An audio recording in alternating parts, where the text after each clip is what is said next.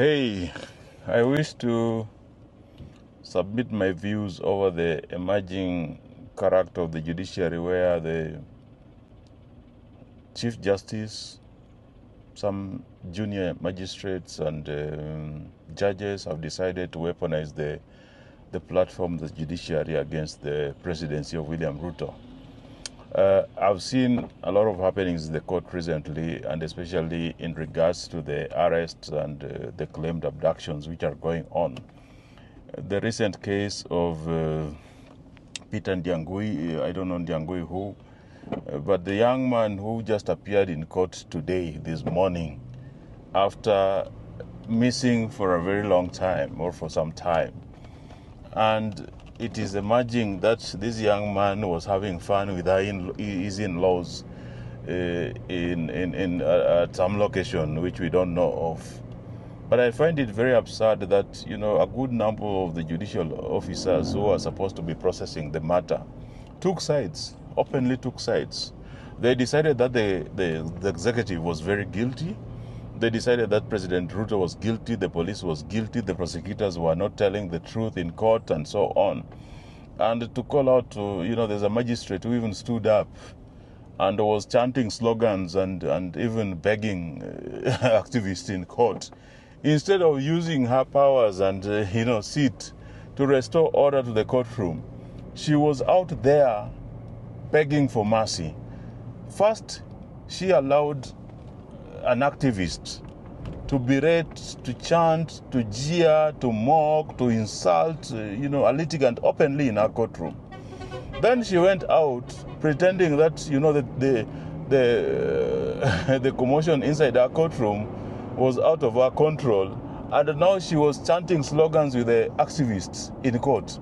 It is one of the most unfortunate scenes I've ever witnessed in a courtroom in Kenya. I've been a client of courts for very long, and with that experience, I have seen a lot of good standing, great magistrates, judges, and so on. And sometimes when I see some of these illegalities nowadays, we have to call them out. When Judge Chacha Mwita, despite the submissions to the contrary, decided that the prosecution was not telling the truth, the litigant, the police was not telling the truth. It shows what kind of biases have been planted in the minds of judges and magistrates by probably the Chief Justice. Because the Chief Justice has to restore order in the judiciary. Judiciary is the neutral arbiter in these cases. But when it behaves like an active and biased participant, then we have to call them out, and we have to tell them that the route they are taking the country is very destructive. It is going to destroy the belief and the confidence of Kenyans in the judiciary to provide any amicable, any neutral solution in case of a dispute. So if the country people are fighting today, how are you going to go to the judiciary when the judges have decided that William Ruto must be overthrown, directly or indirectly? When Judge Lawrence Mugambi is permanently hostile to litigants from government? When Judge Martha Koome thinks that she must use the tool of the judiciary as a tool of taking Ruto to the root of submission? I find it very unfortunate. I find the actions, the manner of carrying out I am not a lawyer, but I'm learned enough to understand some of these things happening in court. I believe that whatever is happening in court today is as a result of the incompetence, one, and also the indoctrination of the Chief Justice into the Wamunyoro gang. I believe that the Chief Justice is actively a sworn founding member of the Wamunyoro gang. I believe that from her actions, I know that she might want to, to send a very strong statement outside there or sue or whatever, but she needs to be called out for not being fair, objective, and unbiased in some of these disputes. She is not managing her court processes. You cannot say the judiciary has one leader. You cannot say that all judges are independent to do whatever they want with their courtrooms. You have to give direction on how professionalism must be the cornerstone of carrying out the duties in the judicial premises. But you cannot allow a situation where the executive, the police, the prosecution, the state councils, the AG's office are viewed permanently as hostile entities in your courtrooms, or within the courtrooms of or in the courts of your select judges. I find it very unfortunate. I think it's something we have to call out. I think it's something we have to demand that you rectify. But if you don't rectify, don't know that if this country plunges into chaos, then it is going to be as a result of direct actions or inactions of one Chief Justice Martha Koome.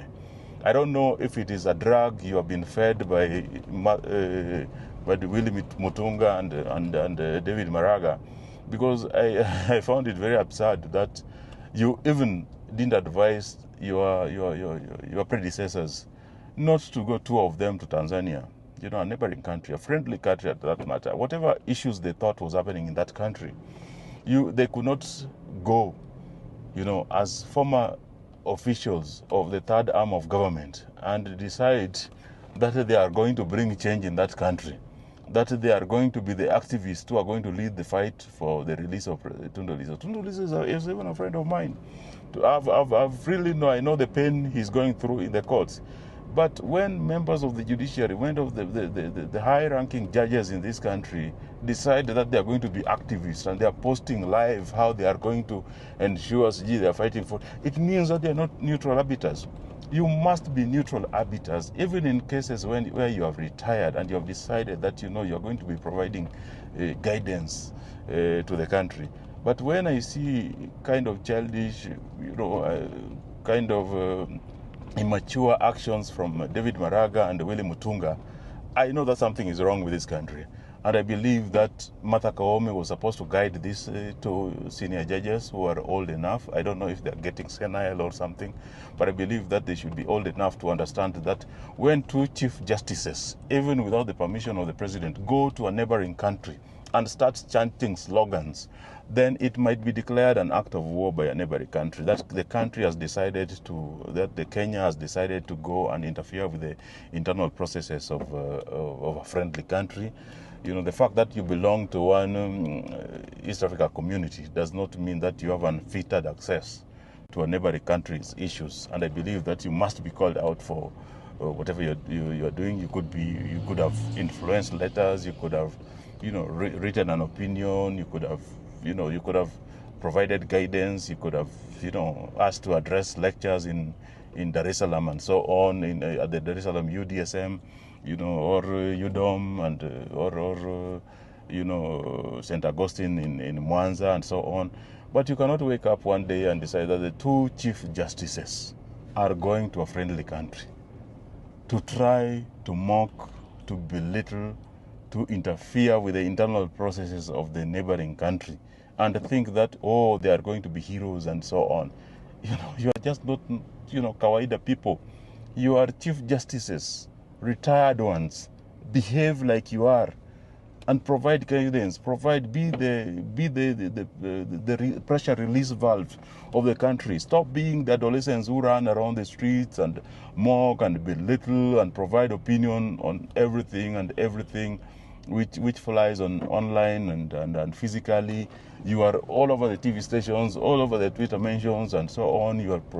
What kind of judges are these? Chief Justice Mutunga and Maraga. Are you guys senile? Are you guys mad? Are you guys even understanding what you are doing to your characters? Or you think that is the best thing that you have ever done? No, you think that Ruto is looking worse because you are involved in the chant against him.